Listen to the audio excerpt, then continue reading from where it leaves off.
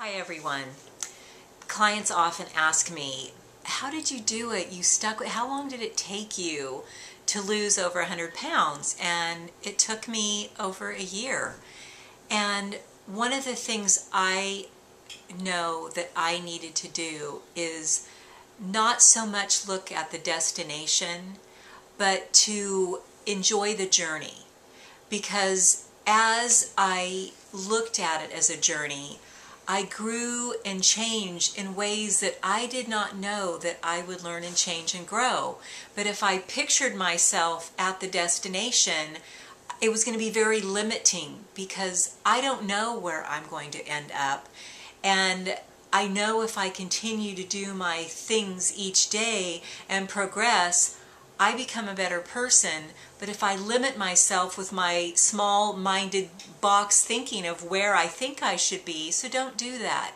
Just enjoy the journey. Do those things every day that you need to do. Everything has a vibration. Me, I have a vibration. This table has a vibration. All living things or not living things have a vibration. So the things that are closest to our vibration is, of course, living things. We connect with them.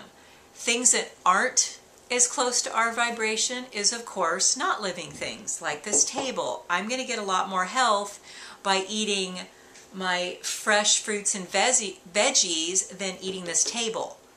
The other thing that can be like the table is junk food. Anything processed, anything man-made, anything pasteurized, anything that's gone through a process is dead and devoid of nutrients.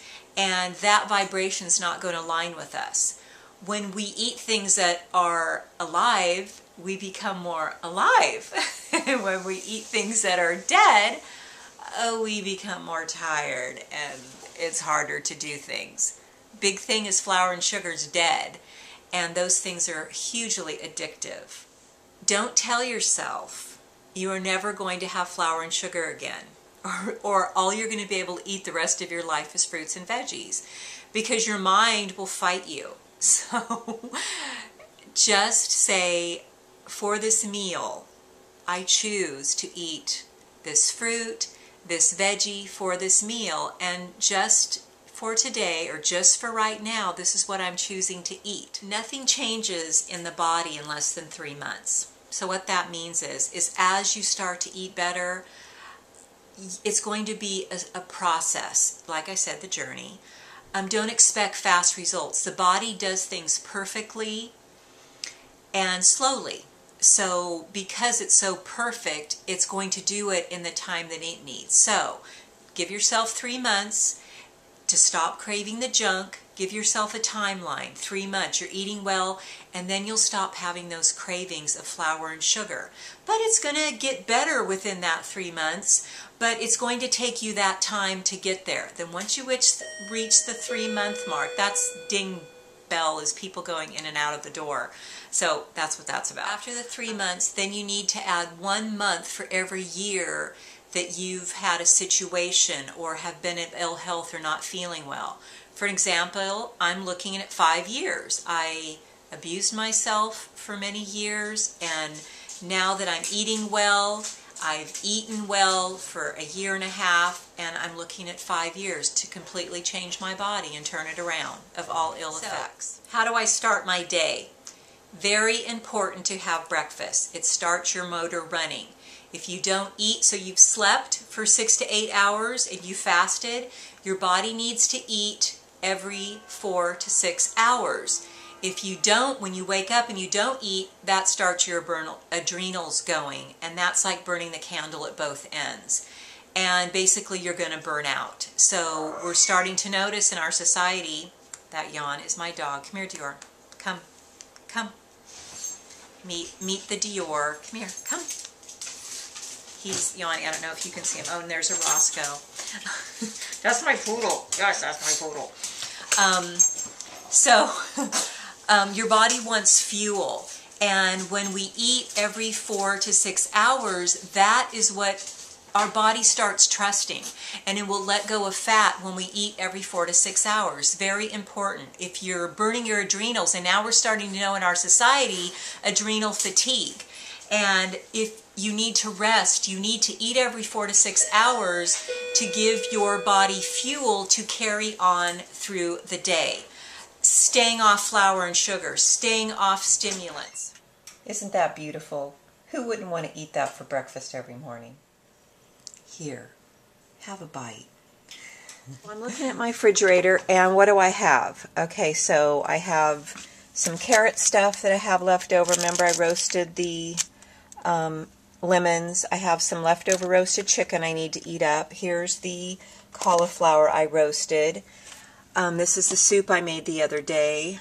And I made this beef stroganoff, and I have a lot of leftovers already, so I'm going to freeze this. I'm going to put it in a quart bag and mark it and freeze it because I'm not going to eat it up fast enough. And it's delicious when I'm in a hurry to have leftover food ready.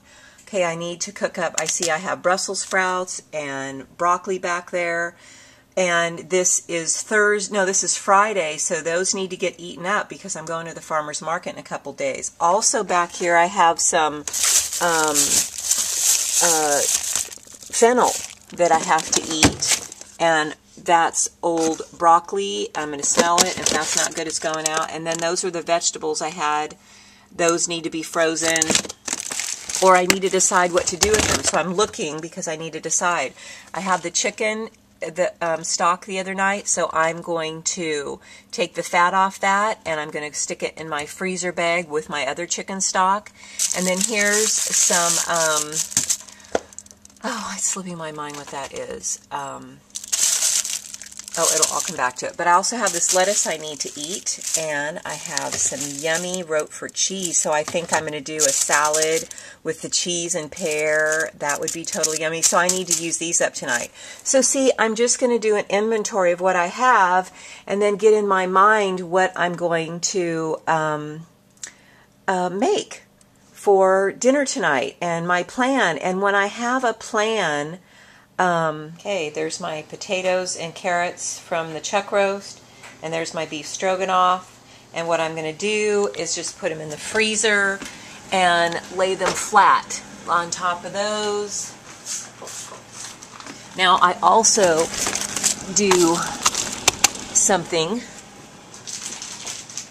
that's pretty great, is I write them down. I have my book.